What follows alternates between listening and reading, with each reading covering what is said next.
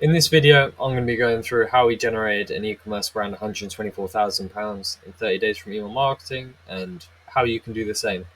So we'll be running through how we fixed their deliverability issues and landed them in primary, increased their flows revenue by 351%, added 111% to their sign-up rate, and ultimately turned email into the most profitable channel. So let's jump into it. For some context, here's before. So their total revenue was £127,000 in the last 30 days, with email doing £42,000 of that. And then we got them to £187,000 in the last 30 days, with email doing £124,000 of that. So whenever we start with a new brand, we audit the email infrastructure from top to bottom. So to help you run an audit, here's exactly what we look for. So we practically just run a 4-part audit across their Klaviyo account to find real bottlenecks. So the number one is the campaign performance. So we export the campaign analytics and drop it into a Google Sheet. From there, we break down the campaign type, so products, promos, newsletters, and then we can spot patterns, right? So which one's generating sales, which one's pushing clicks and traffic to wherever the desired goal is, and which one's getting ignored.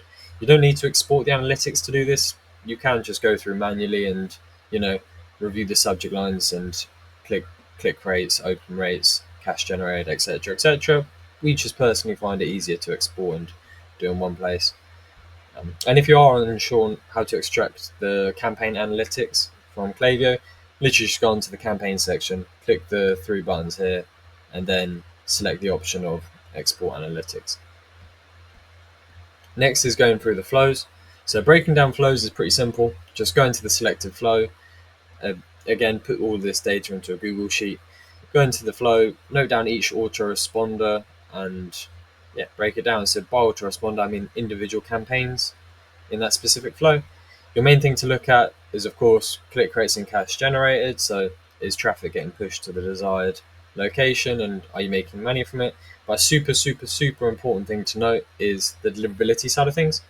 So if deliverability metrics are poor, such as high spam rates and unsubscribe rates, then the likelihood is your current content strategy isn't resonating, So bear this in mind, and then when you remake your flows, you're going to have to change the angles or the flow structure to match the customer journey more accurately.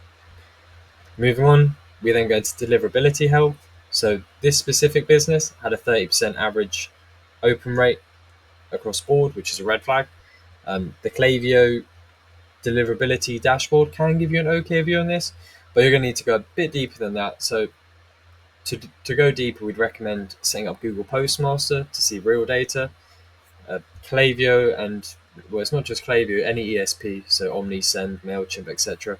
You can't actually see Gmail's spam complaint rates. And then on top of that, you can't really get a good idea behind your domain reputation or your IP reputation. So once you've set up Google Postmaster, you can view of that as shown here. So beforehand, they had a medium IP. Now they had a good domain reputation across the whole time. But as you can see, there weren't periods where it was marked as spam. So you can see the spam from Google users here. Spam rate on your Klaviyo will be from Outlook, Hotmail, etc., etc. And then it's just the opt-in performance, right? So you want to see how your business's lead flow is going in terms of conversion rate on your opt-in. This client was using basically a third-party software inside of their WooCommerce to host their signups. It was a tad harder to audit, but most brands would just use a pop-up in Klaviyo to host an opt-in funnel, or Alia, right? Next, I'll basically walk you through what we did with these insights, starting with our deliverability first content strategy, and how it generates some extra cash from today. So here's how we act on audits. So once you've completed your audit, you're basically going to want to build a plan around delivering value, rebuilding trust, and improving inbox placement.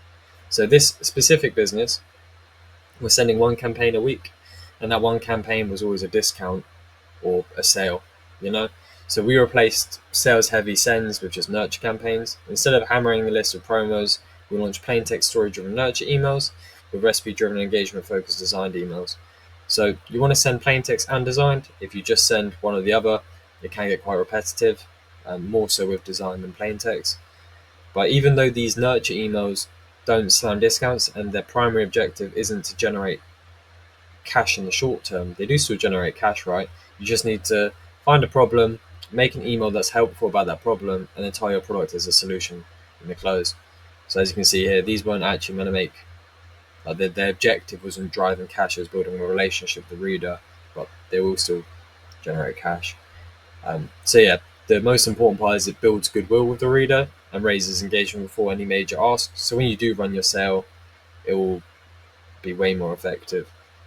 As you can see, so when we finally ran a sale again after all of the the nurture style emails, it crushed any of the previous conversion benchmarks. So as you can see, it did £23,000 with a 7.35% click rate. Right. From that, we just rebuilt the flows in the opt-in. So we mapped out the customer objections from bad reviews and buying barriers. So by mapping out customer objections from bad reviews, if you go into your store, Trustpilot, or wherever you host the reviews, note down all of the 1-star, 2-star, 3-star reviews and find common themes among it. So let's say you're selling sauces and a review behind it is, I don't know, I'm not sure what to mix the sauce with, then you need to make content about recipes. And then by buying barriers, I mean your customer support chats. If people are getting confused about what to do after they buy, then in your post purchase, you've got to make an email basically telling where the customer should go for help, and so on and so forth. So literally just note down where all the negative stuff in your business is going, and then create emails that handle those objections. After that, you're going to want to be going through the desires. So this is just positive reviews on your store. And top tip with this, you want to go with the reviews that are like, they go into detail about why the experience was good. Not 5-star, good product, great. The ones where it's, I was tired of XYZ and then I found X brand, and they go into details around their life. After you've got your store's reviews, and if you haven't got many reviews in your store, by the way, just go on to competitors and look through their reviews. But what you're going to want to do after you have the review section is cross-reference this with Reddit forums and other searches. So wherever you do your research externally, if it's Google or blogs or, wherever your SOP is, you're going to want to cross-reference the market research with basically the customer research, and then you'll be able to find out recurring themes and which ones are the most prominent problems and desires. After this, the research part on the flows, we basically just split it based on purchasing frequency. So first, second, and third time buyer. An example being your abandoned checkouts and carts. You want it to be split based on how many times has this person bought from you. If this is the first time someone's ordering from you, their mindset behind the purchase is going to be completely different to if it's a third time returning customer. So you want to make all of the flows specific to the stage of the customer journey that specific person is in. And doing these 3 things led to a 351.9% increase in flow revenue, right? So it works. After this is just the opt-in. So we made a super simple design for this. They had a 20% off your first order offer.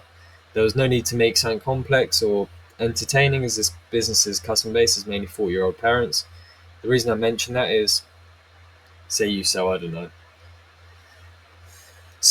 fidget spinners, right? If you sell some type of cool tech gadget to younger people, then you're going to want to have a more entertaining opt-in. So you're going to want to have a quiz or some sort of gamification.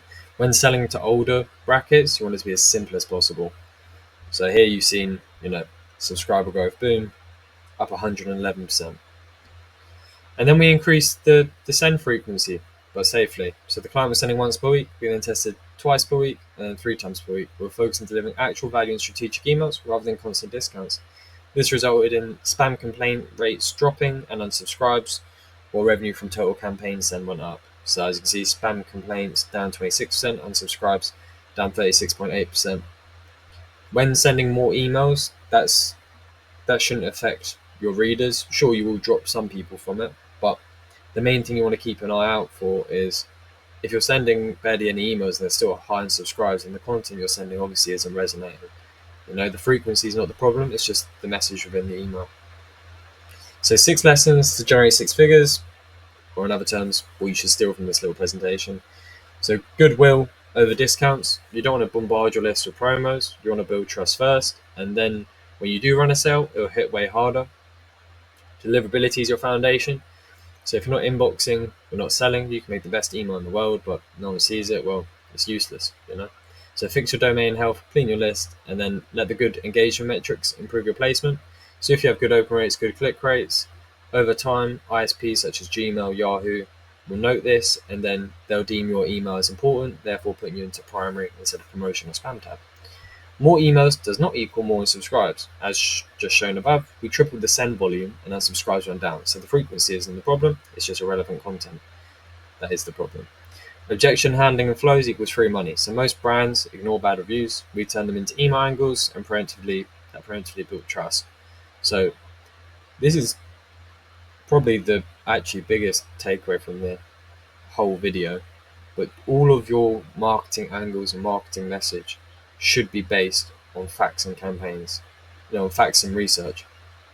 You want to make sure everything from your flows to your campaigns, opt-in, the whole funnel is based on something that is factual, not a feeling, you know. So make sure to spend most of your time researching before diving into any type of asset creation. Segmentation makes or breaks results. So sending to your whole list is lazy.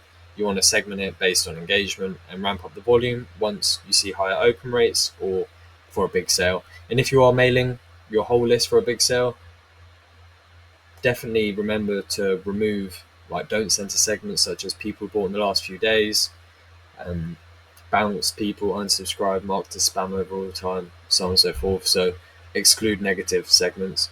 And plain text wins. So most founders we speak to want designed emails for the quote unquote branding, but most don't realize that plain text with a clear message often converts better, inboxes better.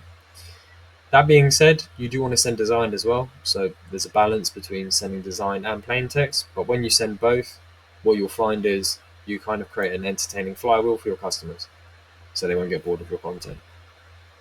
What you should do next, if you made it this far, here's what you should take away. So you don't need a sexy offer or Black Friday to make emails print. All you need is warm sender domain, flows that address real objections, campaigns that build trust before you sell. That's what we did here with 124,000 in 30 days with no fancy hacks, just the fundamentals done right.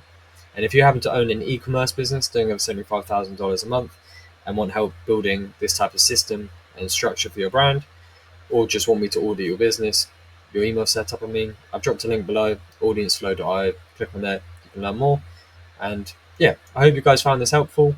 If you did, please drop a like and subscribe. And if you need any help, feel free to drop a comment. So thank you and chat soon. Bye bye.